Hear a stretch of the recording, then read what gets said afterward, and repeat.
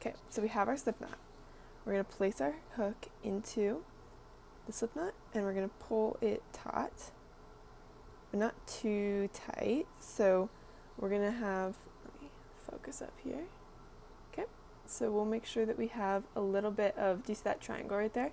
And so an important thing is tension when we're learning how to crochet. One of the most important parts is that if you have this nice tension, you can easily slip the hook in and out, which is important when we're making our stitches. But if we have it too tight, like this, we're not going to be able to get anywhere, and it's going to be pretty hard to do our single crochets and our chains. So we'll make sure that we have a little bit of tension right here, and then we're going to work on our hand placement. And so our hand placement is going to be, whether you're left-handed or right-handed, I think you can just do the opposite. So you're going to come over your yarn. This yarn is attached to my yarn ball. We're going to go over top and grab it with our 3 fingers, mainly our pinky and our 4th finger, okay? So we're going to grab our yarn. We're going to have a gun left, right? The gun will then point towards ourselves, and then we're going to go underneath, okay? So now we have some tension here. We're holding on with our pinky and we have it over our pointer finger. So there's some tension. Then with our middle finger and thumb, we're going to grab the yarn that is not connected to the yarn ball, that just is the end.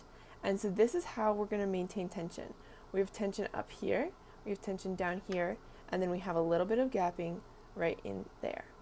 So again, to show you, yarn ball, we're going to go over top, grab. We have a gun.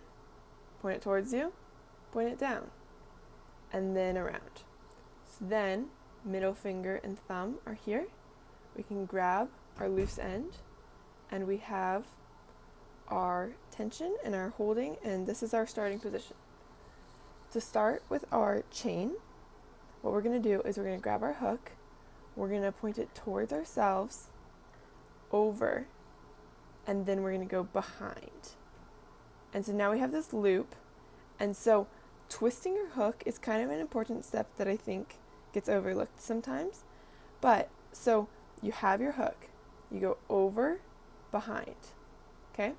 If we just try to pull here, we're not going to get anywhere. But if we twist our hook to then point to our left, we can pull our hook, and we're pulling pretty tight down here with our thumb and our middle finger. And we're going to pull through, and that is our first chain, okay? So again, I'm going to reposition my thumb and my middle finger to hold pretty close to where I'm going to put my next chain. I'm making sure that this is not too tight and it's not too loose, because we can have it all the way out here. We don't want that, and we also don't want it too tight. So when we have it in the middle, we again have that little triangle that we're going for, and that can easily slide in and out. So we're going to grab basically our last chain that we just created. We're going to go in front, behind, and then we are going to pull, we're going to twist our hook and pull through this triangle that we've created. Boom. Okay, so there's our second chain. I'm going to show you again. We have our hand placement. 3 fingers holding here, 2 fingers holding here, I guess. Our gun, we go in front. It's now over top of our thumb. Middle finger and thumb grabbing onto our work, and then we're going to go in. So we're going to point hook towards us, point hook to the left, grab some yarn, twist our hook to the left, and pull through our triangle that we have created. And so again, it's just all about making sure that you have enough space to pull your hook through.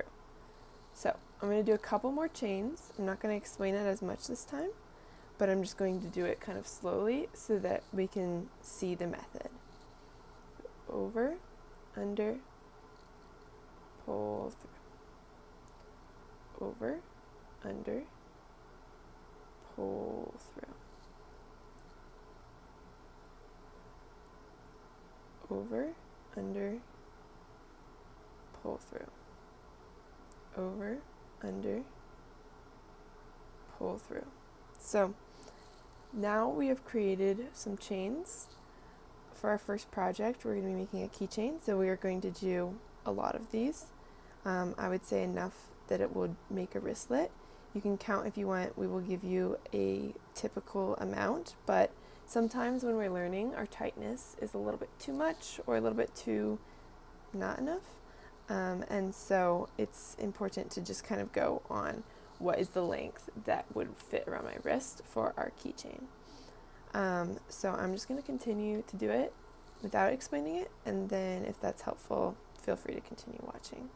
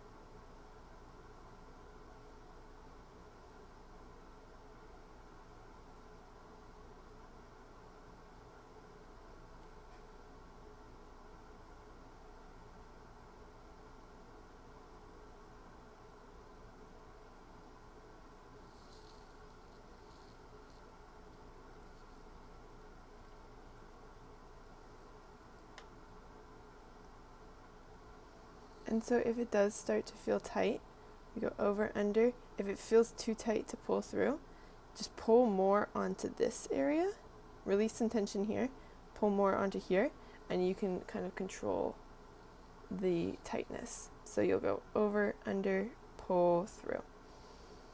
And I'm gonna finish this off really quick so that we can get on to the next part of the tutorial.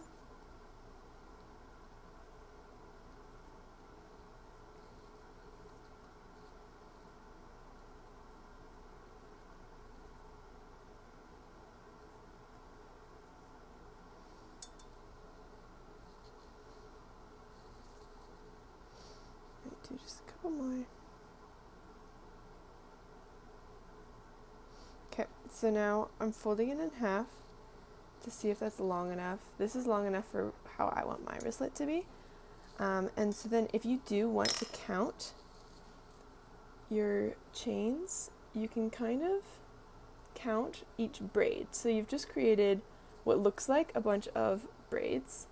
And so to start, you would start with where you began. And the first one would be this first braid right here. So I'm trying to focus it. See? Okay. And so then you'd have your first braid there. Okay. 1, 2, 3, 4, 5, 6, 7, 8, 9, 10, 11. 13, 14, 15, 16, 17, 18, 19, 20, 21, 22, 23, 24, 25, 26, 27, 28, 29, 30, 31, 32, 33, 34, 35, 36, 37, 38, 39, 40, 41, 42, 43, 44, 45, 46, 47, 48, 49, and let's just make it 50. So if your hook comes out, you can easily just find a loop and put it back in. We'll get our hand placement again, gun towards us, around here, and then we'll do one more. And now we have 50.